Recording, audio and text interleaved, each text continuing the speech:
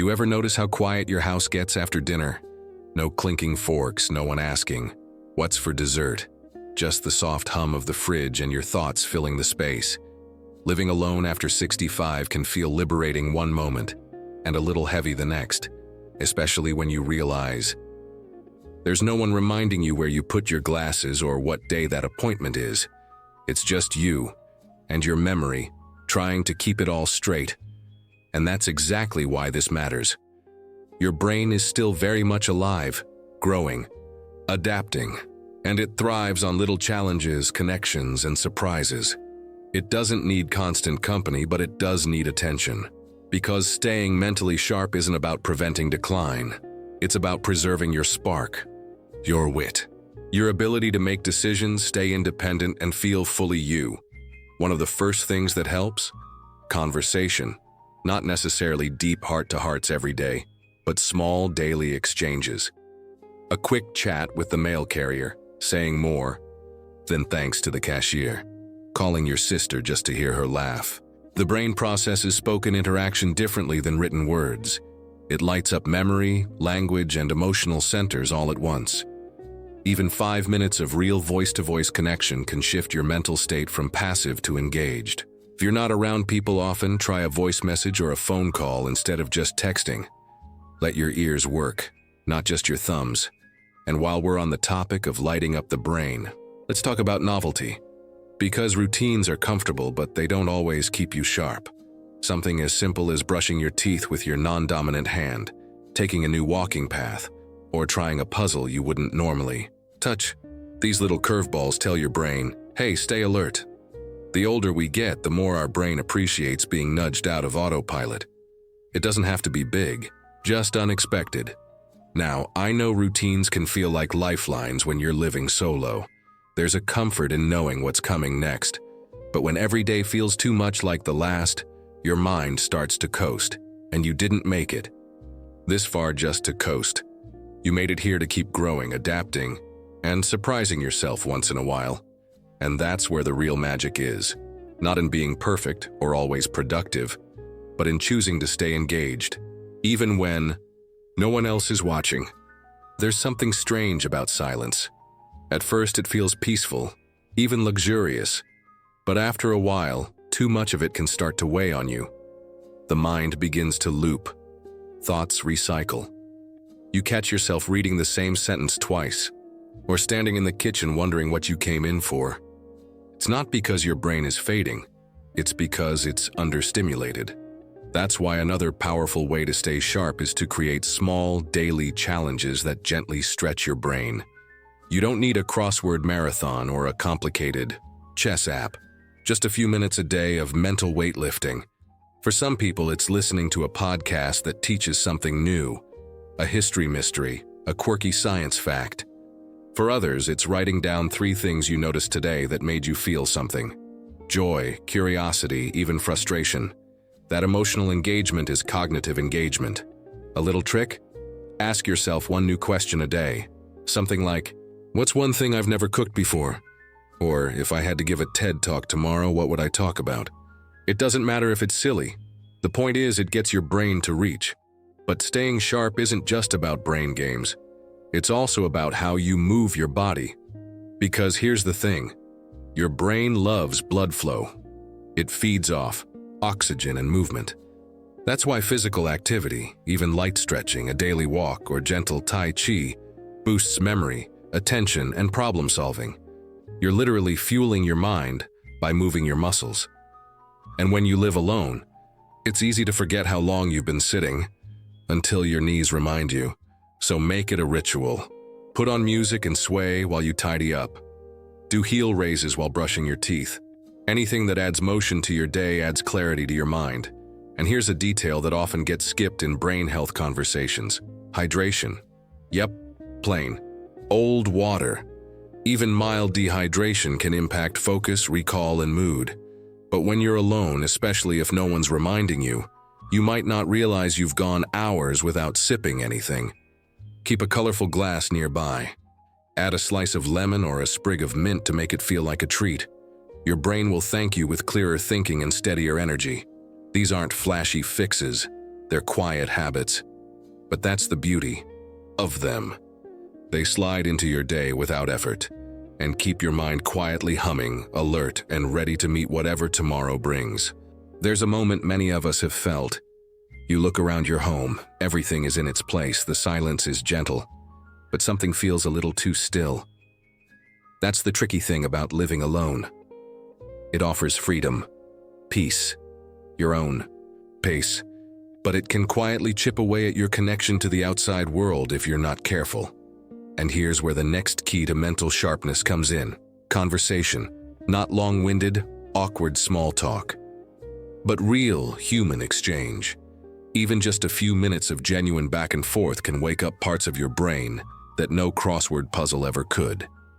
It's the unpredictability, the listening, the reacting in real time. It's brain gymnastics without the sweat. So here's a simple practice. Make one meaningful interaction part of your day. Call a friend, talk to the clerk at the grocery store, join a group chat. Even send a thoughtful voice message instead of a text. You don't have to be the life of the party, but a regular rhythm of contact tells your brain, I'm still engaged, still learning, still connecting. That kind of stimulation is fuel for resilience and mental clarity. And while we're on the subject of daily rhythm, let's talk about routine. People often say, keep your brain guessing, but past 60, one of the smartest things you can do is actually the opposite. Create structure, anchor points, predictable rhythms. Not to make life boring, but to free up mental space. When your mornings have a rhythm, wake up, stretch, hydrate, take a walk, you spend less energy on decisions and more on curiosity, conversation, creativity. And when you do feel a little foggy, the routine catches you. It helps you move forward even when your brain is feeling slow. But don't mistake routine for repetition. The best routines leave room for micro surprises, like reading a new article while you have your tea, or choosing a different route on your walk, or cooking a meal you've never tried before. These small choices trigger novelty, which lights the brain like a spark. So keep things structured, but stay open to newness. That's the magic combination. One of the quiet truths about midlife and beyond is this: we often stop challenging ourselves, not because we've given up, but because we've earned comfort. We settle into what's familiar. The same shows, same meals, same daily loops. And comfort is lovely, until it starts to dull the edges of your mind. That's why one of the most overlooked brain boosters is learning, not studying in the traditional sense, but feeding your curiosity like you would a garden. Try picking up one new topic a month, something that sparks a little wonder. It doesn't have to be lofty. In fact, the more connected to daily life, the better. Maybe you dive into how herbs affect mood and memory, or explore the story behind your favorite artist's paintings, or learn to use that new tech gadget you've been avoiding. Learning something new keeps the brain flexible. Literally. It creates new neural pathways that strengthen your ability to focus, adapt, and solve problems. And here's the best part. When you live alone, you get to choose what interests you most. No compromises, no pressure, just joy-driven exploration. And speaking of joy, movement matters too. It's easy to separate brain health from physical health. But the truth is, they're deeply linked. Moving your body, even a little bit, sends fresh oxygen and nutrients to the brain. It resets your mood, clears mental fog, and sharpens your memory. You don't need a gym. You just need motion. Stretch while your tea steeps. Walk up and down the hallway during a phone call. Try balancing on one foot while brushing your teeth.